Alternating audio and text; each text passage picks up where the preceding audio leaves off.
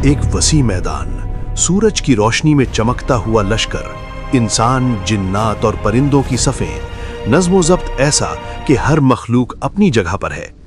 कुरान कहता है कि हज़रत सुलेमान अलैहिस्सलाम के लिए उनका लश्कर जमा किया जाता था और सबको तरतीब में रखा जाता था। ये कोई आम लश्कर नहीं था, ये एक नबी की क़यादत में चलने वाली फ़ौज थी। लश्कर आगे बढ़ रहा था, ज़मीन हिल रही थी, कदमों की गूंज फ़ज़ा में फैल रही थी। इसी दौरान वो एक वादी के करीब पहुंचे। कुरान इसे वादियुन नम्ल यानी चींटियों की वादी कहता है।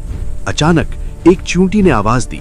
कुरान मजीद इस मंजर को यूं बयान करता है, ऐ चींटियों, अपने घरों में दाखिल हो जाओ, कहीं सुलेमान और उसका लश्कर तुम्हें कुचल न दे और उन्हें खबर भी ना हो। ये चींटी अपने साथियों को खबरदार कर रही थी। ये खौफ नहीं फैला रही थी, बल्कि एक हकीकत बयान कर रही थी कि अगर लश्कर गुजर गया तो नुकसान हो सकता है। यहाँ एक गैर मामूली बात होती है। हज़रत सुलेमान अलैहिस्सलाम ने इस चींटी की बात सुन ली। अल्लाह ताला ने उन्हें परिंदों और दीगर मखलूक़ात की ज़बान समझने की सलाहियत अता की थी।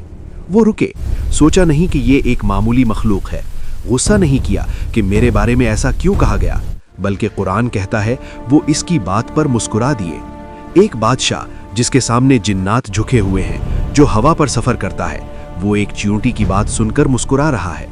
लेकिन बात यहाँ ख़त्म नहीं होती। हज़रत सुलेमान अलैहिस्सलाम फ़ौरन अल्लाह की तरफ मुतवज्जा होते हैं।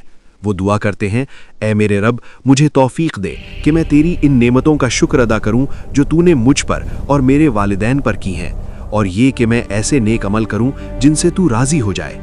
ये लम्हा असल सबक है। वो अपनी ताकत पर फ़ख्र नहीं करते, वो अपनी सल्तनत पर नाज नहीं करते, वो शुक्र अदा करते हैं। उन्हें एहसास है कि ये सब कुछ उनकी ज़ाती सलाहियत नहीं, ये सब अल्लाह का फ़ज़ल है।